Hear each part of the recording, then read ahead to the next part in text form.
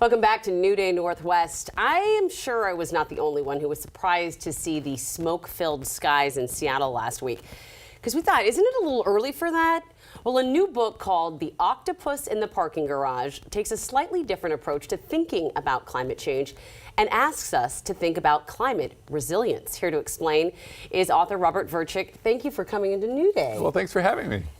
First of all, let's talk about the title. Can you explain The Octopus in the Parking Garage? Yeah, there really was an octopus in the parking garage. What? Yeah, I know it. Back in 2016 in Miami Beach, there was a guy who lived in an apartment complex there, condo complex, and he went one day into the parking garage, parking structure. There's a pool of water, live octopus sort of flopping around. Wow. Yeah, so it's a climate change story, and the reason it's a climate change story is that there was a storm drain that's connected all the way down to Biscayne Bay, and that storm drain backs up during extreme tides, and that's more common now because of sea level rise. Right. And so we went backwards. Octopus got slurped up, spit out, but they got it back. They got it back. They got it back, and it's okay. Okay, good. Oh my gosh. So right on the cover of the book, you say this is a call for climate resilience. What is climate resilience? Because you say that for many years, climate activists have avoided the conversation about adapting to climate change. Why do you think that is? Yeah, so we got two jobs to do. We got to crank down carbon pollution, and then we have to prepare for the climate impacts that we cannot avoid, right? And for a long time, among environmentalists, and I work in this community a long time, people didn't want to talk about preparing for climate change because they were afraid that might let people they get complacent, feel that they're off the hook. Yeah. But we're going to have warming no matter what for certainly more than 100 years. And we're already feeling, as you say, with the wildfires and so on, we're seeing impacts. And so we have to prepare for it because there are a lot of people whose livelihoods are at risk. It's a really important question because all we hear right now is that we're running out of time, we're running out of time, we're running out of time.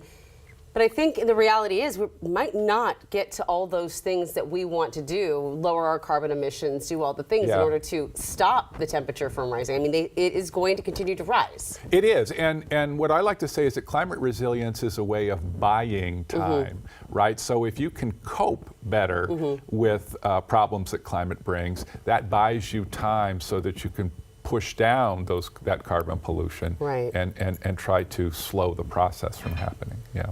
If anyone's been watching, global news, we've been seeing this. The people who are suffering the most from these climate disruptions are poor people and people of color. So can you explain why that is? Well, a lot of it has to do with racial patterns that are both in labor markets and in housing markets, and that's attached to segregation, and it's in the past in redlining and lots of things like that. And so right here, for instance, in Seattle or in this area, it's SeaTac. In a hot day, it could be, let's say, 5, even 10 degrees hotter than Laurelhurst in Seattle. Really? Yeah, and that's because of trees. It's because of shade and canopy. Water features in people's yards and in the city. That all cools down the surrounding. I had no idea. Yeah, so these are called heat islands, and there are in the United States redlining,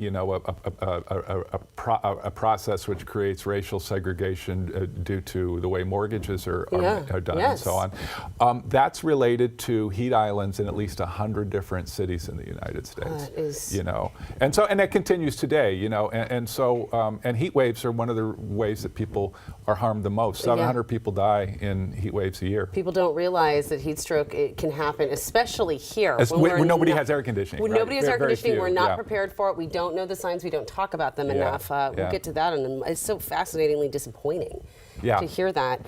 How does someone... Well, first of all, let me ask, because wildfire smoke, I think, is top of mind. Yeah, sure. We had kids that couldn't play outside. We have to stay inside. I'm used to it from living in Southern California, but here it's so suffocating. How should society address a problem like that? Is there anything we can do to affect change on that level? Yeah, and I actually have a whole chapter. It starts out on Woodby Island, actually, here in Washington, talking about the wildfire smoke from years back. And I interview smoke jumpers, guys who parachute into the fires and so on. And so there are two things. One is you got to reduce the number of wildfires, and you can do that with better forest management. Yeah. And that's something we know how to do, but we need more resources for it do. and so on.